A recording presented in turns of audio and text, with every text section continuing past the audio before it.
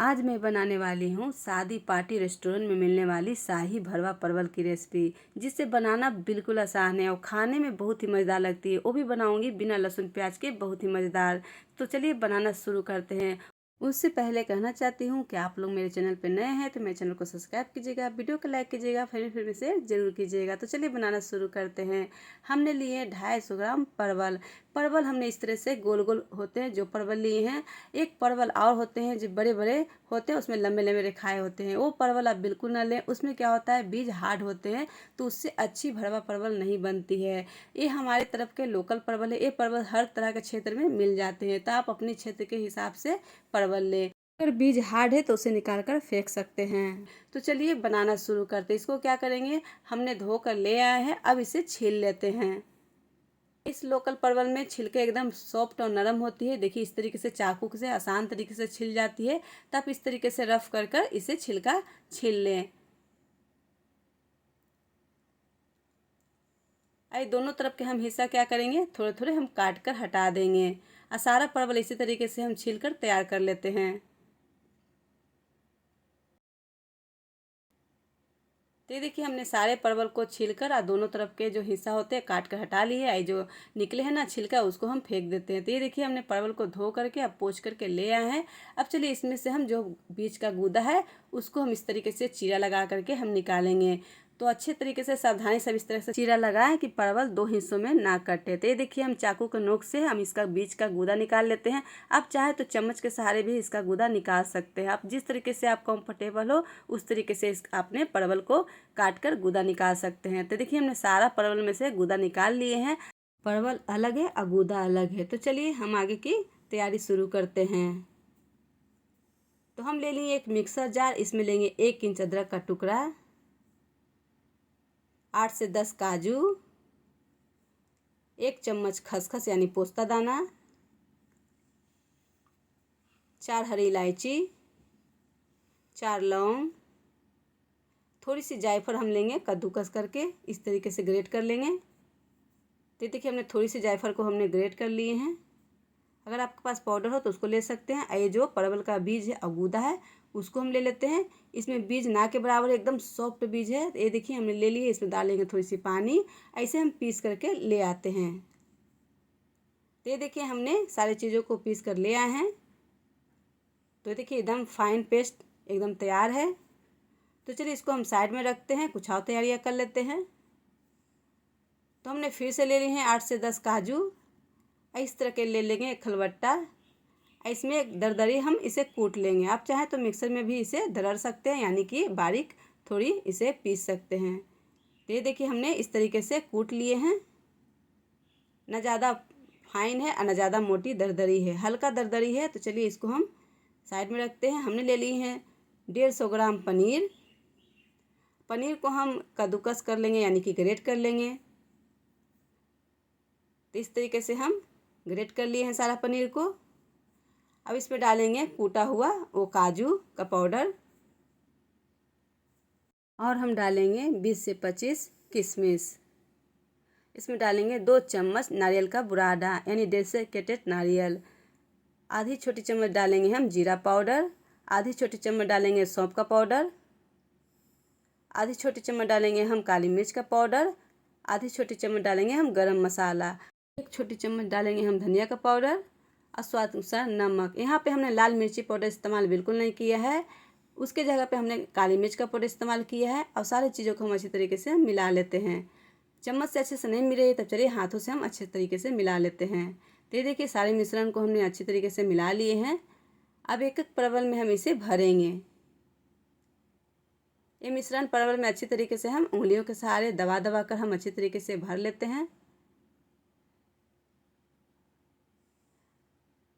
तो ये देखिए एक परवल भरकर तैयार हो गई है। तो चलिए इसे रख लेते हैं। अब बाकी परवल इसी तरीके से हम भरकर तैयार कर लेते हैं।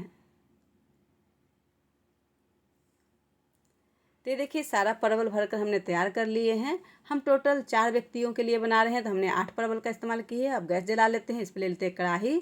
कढ़ाई गर्म हो गए तो यहाँ पे डालेंगे हम कुकिंग ऑयल। हमने यहाँ रिफाइंड ऑयल का इस्तेमाल किया है, आप घी इसकी जगह पर भी ले सकते हैं। तो देखिए ऑयल गर्म हो गए हैं तो यहाँ एक एक करके हम परवल को डालते जाते हैं।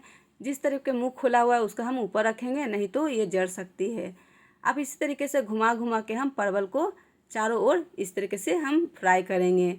आप जिस तरह से मुंह खुला हुआ है उस तरफ बिल्कुल ना रखें, नहीं तो वो चिपक कर जड़ सकती है। तो ये देखिए हम इस तरीके से घुमा घुमा के हम सारे परवल को हम फ्राई कर लेते हैं। तो ये देखिए परवल फ्राई हो गए हैं, तो हम एक एक करके निकाल लेते हैं ऑयल से बाहर। हमने दोबारा कढ़ाई चढ़ा ली है, इस पर ले लेते हैं 1 बड़े चम्मच कुकिंग ऑयल।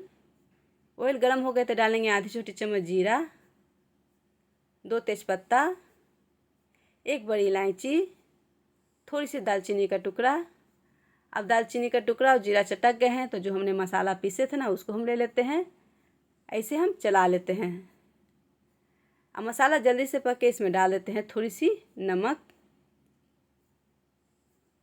अब इसे अच्छे से हम चलाते हुए भूनेंगे तेल छोड़ने तक।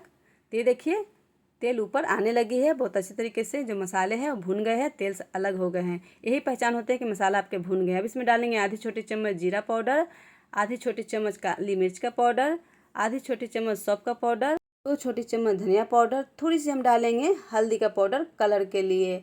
यहाँ पर भी हम लाल मिर्ची पाउडर का इस्तेमाल बिल्कुल नहीं कर रहे हैं।